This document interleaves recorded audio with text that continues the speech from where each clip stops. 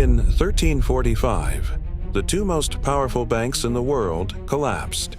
Not slowly, not by accident, one, then the other, in a single season. No army destroyed them. A king did. This is Dead Crowns, Episode 1, The King Who Broke the Banks. The Bardi and Peruzzi families ran medieval Europe's money, 300 branch offices, 3 continents. Their clients weren't merchants, they were monarchs, the Pope, the King of France, and England's Edward III, a man who needed gold faster than God could supply it. Between them, they held more liquid capital than most European monarchies. The English crown itself owed more to Florence than it held in its own treasury. These weren't bankers.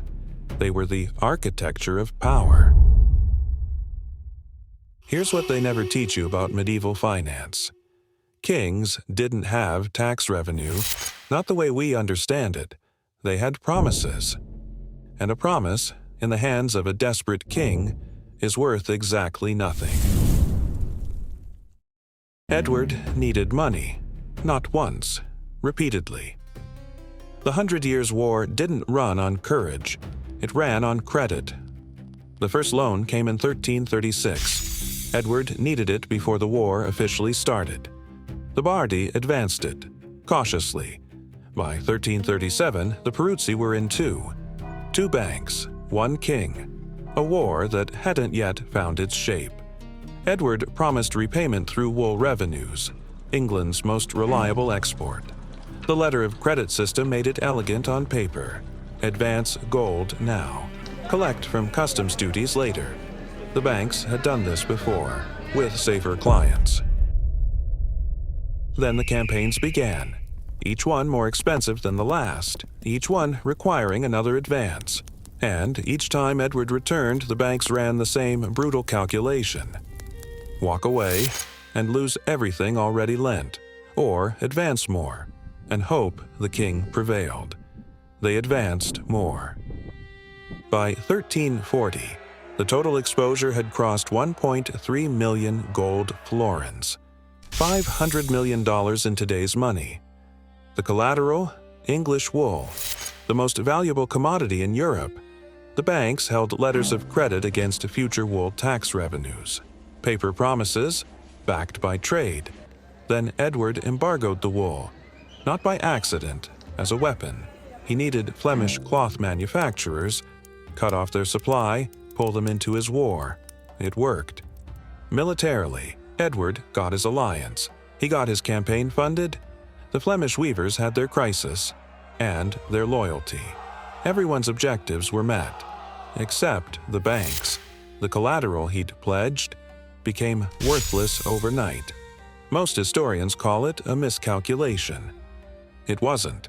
He borrowed against an asset he always intended to weaponize.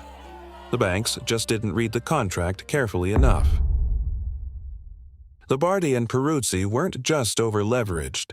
They were caught in the oldest trap in the history of money. You cannot foreclose on a king. In 1342, Edward stopped paying interest. No announcement, no negotiation. He simply stopped. In 1345, full default. The Bardi collapsed first, then the Peruzzi, within months.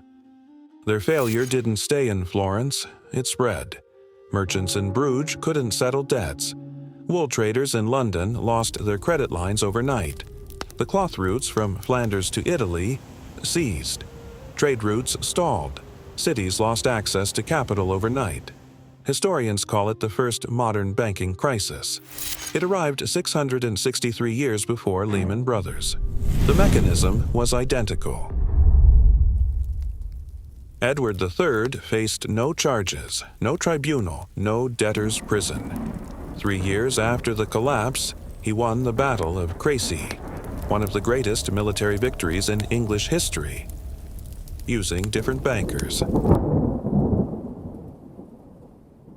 This is the mechanism at the center of every story on this channel. Power borrows, power inflates, power defaults. the South Sea Bubble, the Weimar Republic, Crypto Winter, all of them. Edward III, just wearing different clothes. The names change. The architecture never does. Next, the banking family who decided lending to the Pope wasn't enough. The Medicis didn't just want money. They wanted to own God. This is Dead Crowns. Financial history, told like a crime scene. Subscribe. The next one is already open.